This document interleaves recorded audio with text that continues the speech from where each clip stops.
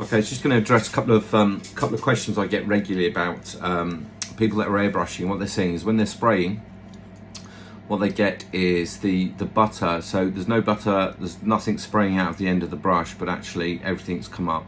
So basically what you've got is back pressure. So it's not always a blockage, it could just be something very, very simple. So the first thing I check is I take the back, the cutaway off, so the back housing.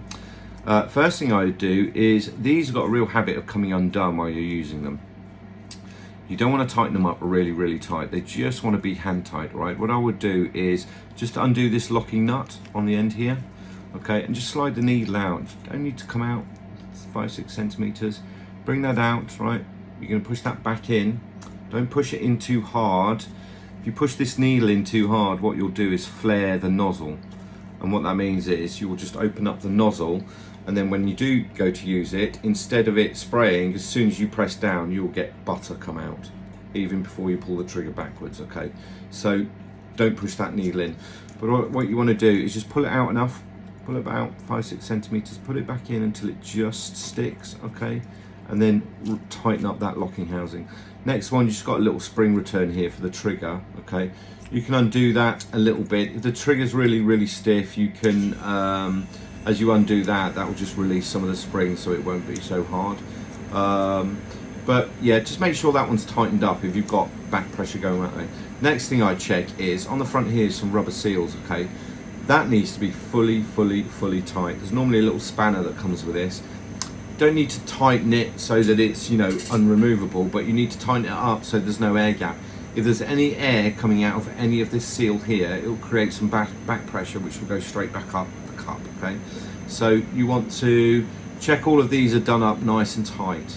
That's the first thing I check. If that hasn't done it, what I'd suggest is there's a blockage, okay? So I would undo this, okay? I would take this one off. I'd take the needle out completely. Don't remove the trigger because that's tricky to get back in, right? So just keep your finger over that. I'm going to give this a really, really good warm up. Hold your finger over there and just shake this over a bin to see if you can get any of the melted cocoa butter out, okay? Put it all back together. Again, needle goes in, okay? Very, very careful. Don't bend the needle. If you bend the needle, when you pull the trigger, it's not going to travel backwards, right? So the needle goes in, you're going to push it until it hits the nozzle, right? And it just wants to stick. Don't push it too far in. Tighten up that locking nut, tighten up that spring return, make sure that's all good, and then make sure these are all tight and give that a go. That should solve the problem. If you're spraying and there's not much paint coming out, first thing, when I say paint, I mean cocoa butter, right?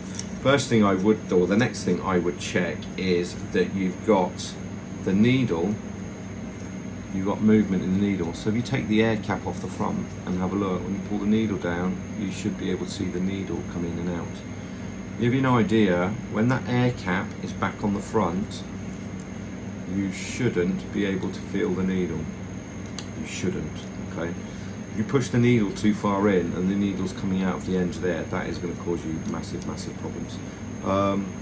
So yeah, give those a go. That's probably the most common thing that I come across is people when they're spraying, they press down for air, air's coming out, but when they pull back they get no paint, and actually what happens is it bubbles in here, and that's just all the back pressure. Very often it will be this screw on the end here, or it'll be the needle that's not sat properly. So give those a go.